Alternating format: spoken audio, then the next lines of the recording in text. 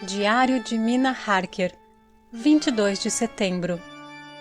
No trem para Exeter, Jonathan dormindo. Parece ontem que meu último registro foi feito e, no entanto, quanta coisa aconteceu desde então.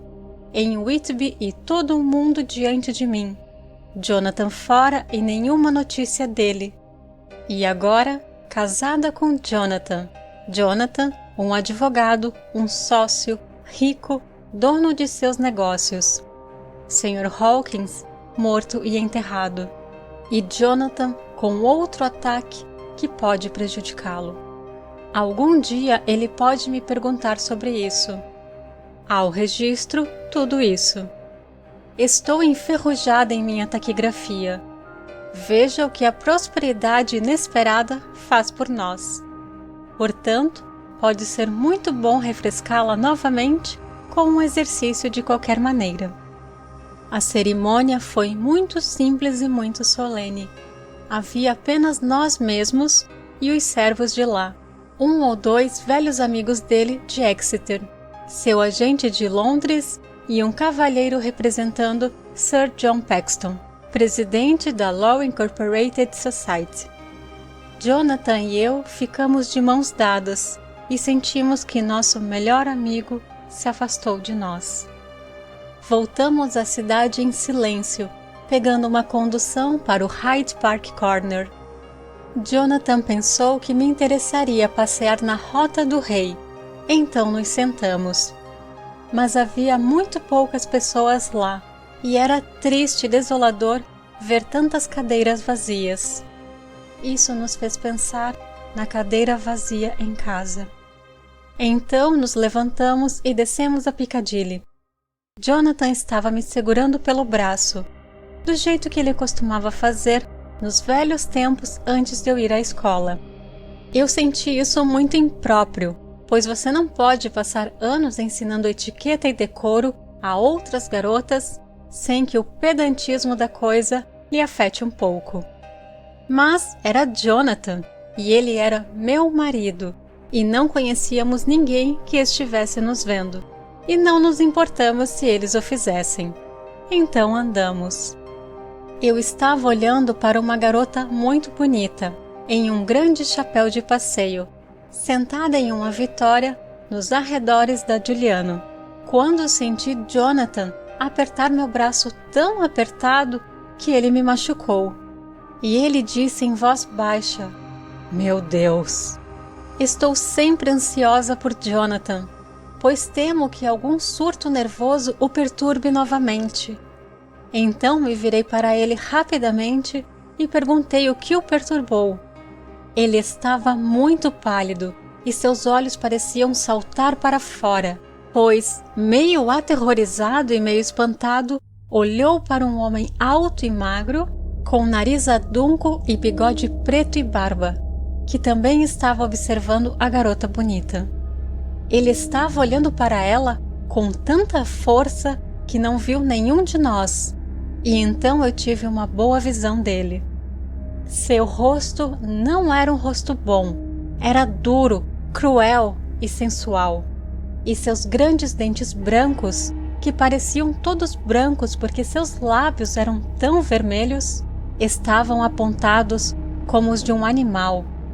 Jonathan continuou olhando para ele, até que eu receei que ele nos notasse.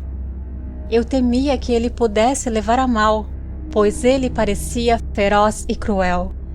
Perguntei a Jonathan por que ele estava perturbado, e ele respondeu, evidentemente, pensando que eu sabia tanto sobre isso quanto ele. "Você viu quem é?" "Não, querido." Eu disse.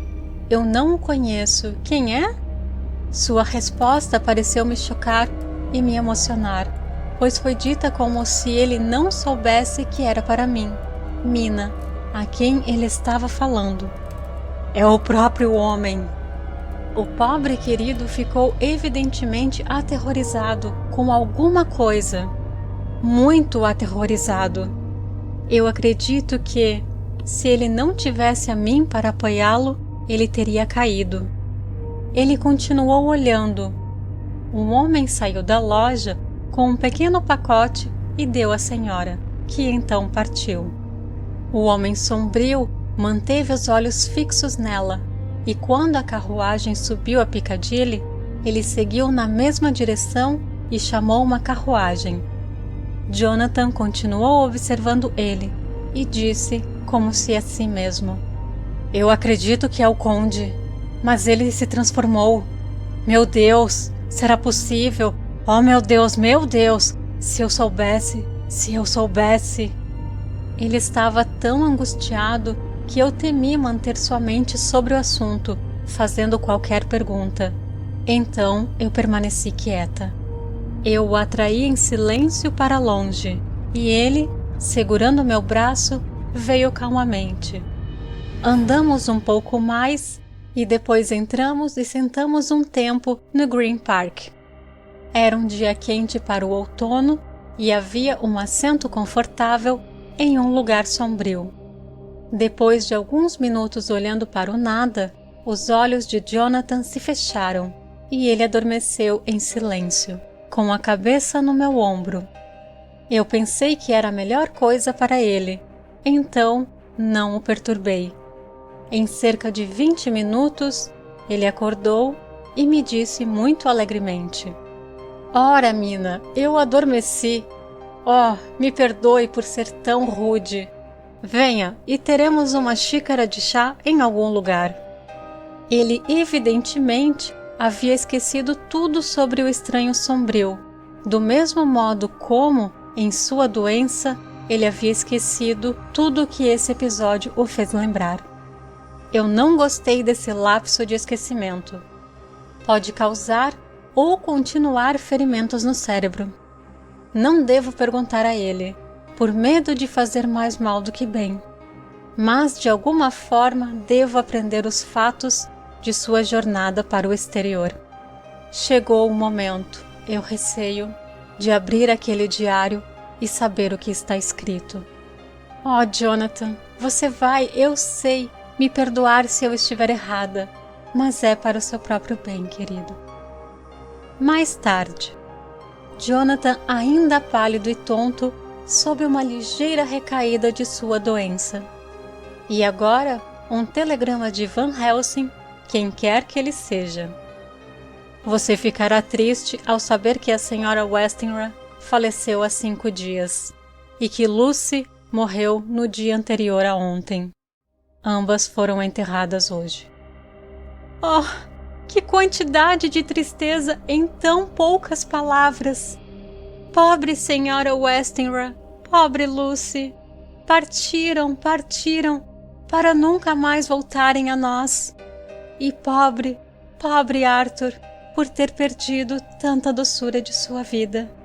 Deus nos ajude a suportar nossos problemas.